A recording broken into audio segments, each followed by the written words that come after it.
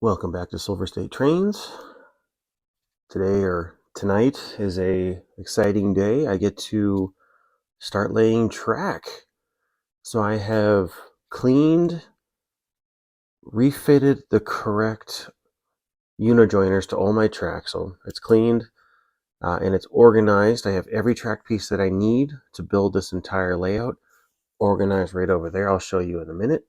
So I can just start laying out this track. I got my plan right there from AnyRail, which shows all my pieces that I need. So I'm going to start building. I'm going to take you guys along for the journey. Let me show you all the track pieces I have all laid out. All right, there are all my track pieces, nice and organized. This is the last and only time they'll ever be this neat and organized. Most of the time they're just living in a box when I don't need them, but they're all lined up, ready to go, organized by track type. Here's my plans. So let's just get to it and start building. All right. I don't know how much talking I'm going to do in this video, but I want to start getting this laid out because I'm ready to run some trains again. Here's my outside loop.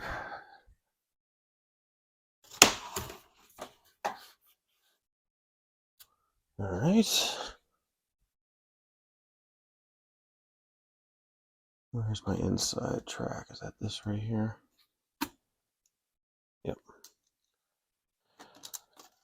All right. So I don't think I've mentioned this in a video yet, but so the video software that I use for editing, I try to do some fast forwarding through my videos to not bore you with just the boring, mundane work, if you will. So I try to use the fast forward function, which works very well. The only problem is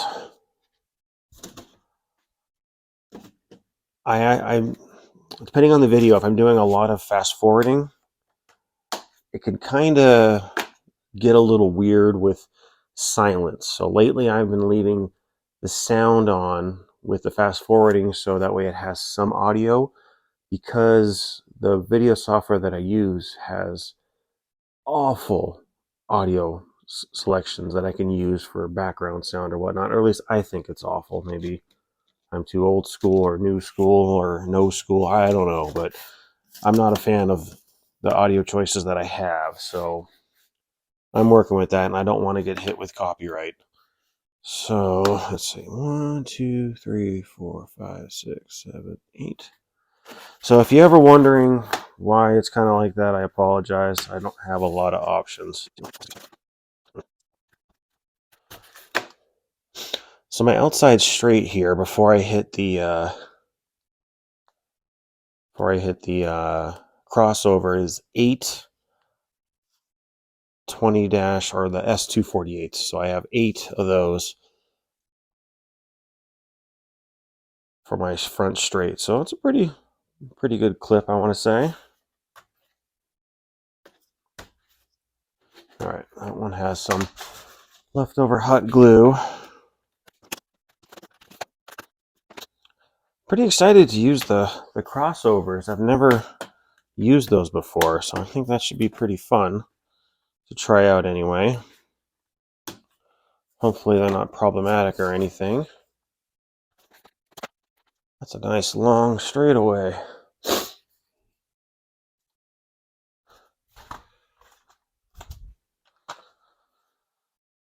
All right, I got a brand new crossover in the box. I had bought this off of actually Amazon. They had the best deal on these. I want to say I paid $39.99 for these. So I want to say they were about $20 cheaper than almost anywhere else you can buy them. So I went with it.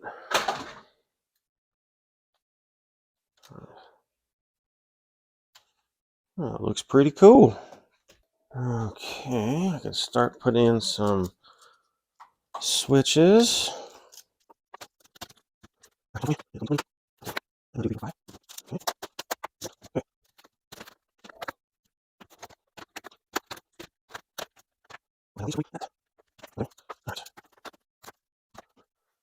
Alright, well, as the way it's laid out right now, I do have a little bit of space here, so I can do some scenery or something. So that'll be nice. Okay, I got about a good, I don't know, inch and a half here, so I might have to pull this over a little bit to give me some more space on that side, but so far so good.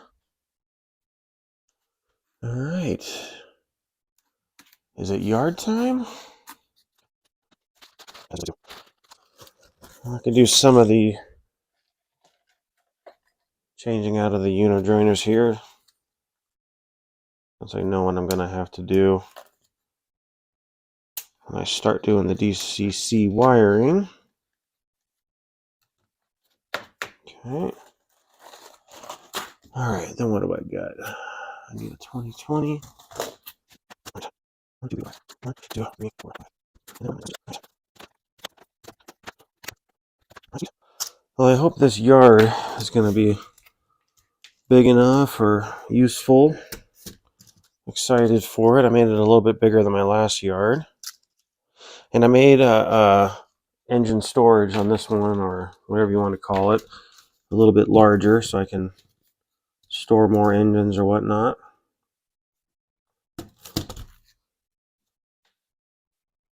I was a little bit naughty and pre-ordered a Kato, what's a 484 steam engine. It's supposed to ship out Christmas, so I'm hoping it's late,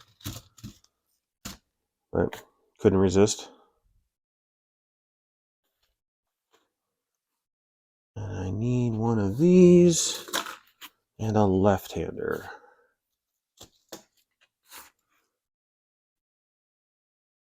Okay, but I think I want this to be switchable.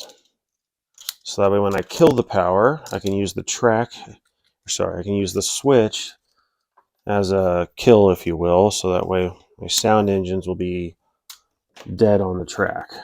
That's my plan anyway. Alright, that's the making of the yard.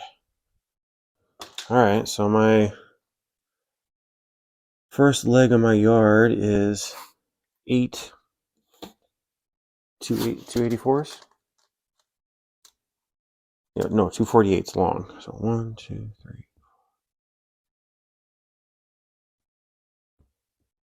And a bumper. Alright. Let's get to building.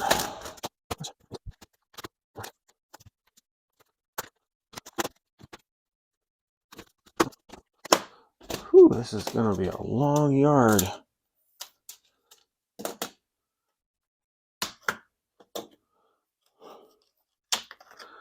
So since I'm combining my passenger... Oh, my camera's in the way. Sorry, guys.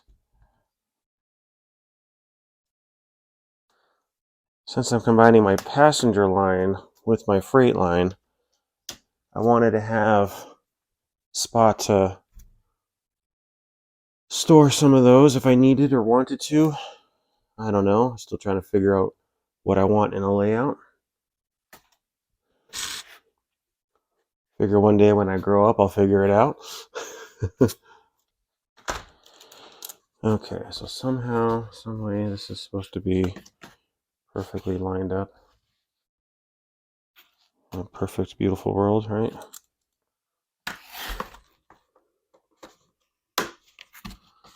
Yeah, that extra, what is it, 4 inches I added to this? Definitely makes a difference on my reachability. Alright, well, so far looking at this, I have a good 1.5 inches and a good inch on that side of clearance, so that's going to be nice for scenery. I like it. Should have gotten those crossovers sooner. Let's kind of make it nice. I figured I'd change the camera angle for a little while so you guys can see me working towards the yard this way. Okay, so I got 2 of my legs here done.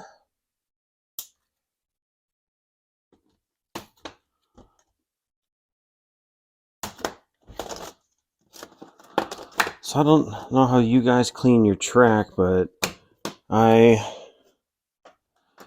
my last video from doing all the painting, I had gotten my white t-shirt dirty. So I decided to cut it up. And I used that shirt to wipe down all my track. It seemed to do pretty decent job. I had quite a bit of gunk come up, if you will.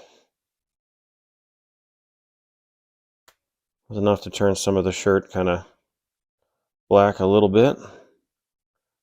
So I know I had some spots on my track that was starting to act up a little bit, but the best thing you can do for your track to keep it clean is to run your trains. So I wasn't running them too often, just because life is just kind of busy. So in my plans, I made this leg a little shorter. I don't remember why, but I think I'm going to have extra track. So if I feel so inclined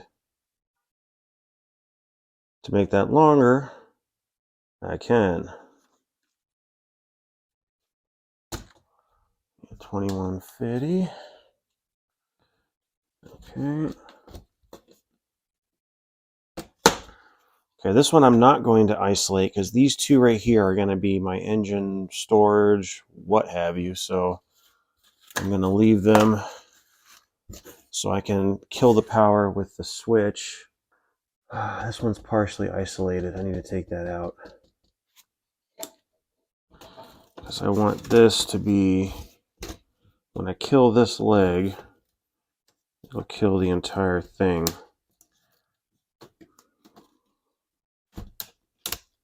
Come on. There we go.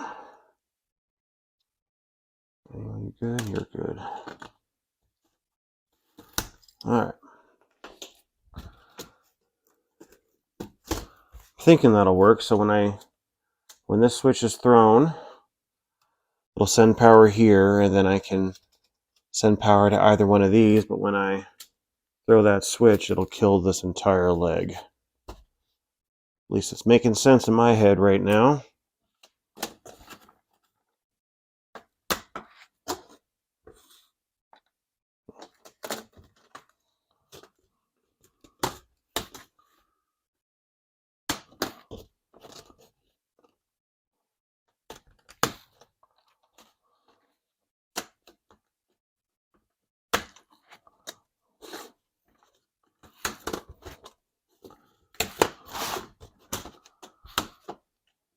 Alright, and just like that, let me get this out of the way so you can get the full picture. My yard is done. Thing of beauty. So I think on this layout I have 18 switches and 2 crossovers. So I still need 20 switch controllers like I had last time. I'm planning on slowly investing in the, what are they called, the Digitrax S64 or something or other, the switch controllers. So each one of those can control 4 switches. So I'm looking at starting to acquire those. And I don't know if I'm going to copy Steve Trains, how he has those nice push buttons, or Mike Pfeiffer, who does those recessed buttons. So I don't know which way I'm going to go, but I am going to, I know with Mike Pfeiffer, he puts his switches or the buttons kind of right where the switches are located. So I am going to do that. I think that'll make sense in my head. Because I remember the hardest thing I had with my previous layout using all those Kato switches is this it? Is that it? And just trying to figure out which switch was the one I needed to throw. Because I had it numbered, 11, 12, 13, 14, but my marble wasn't taking it. I think I'm going to stop here for this evening. That's enough ground to cover for today.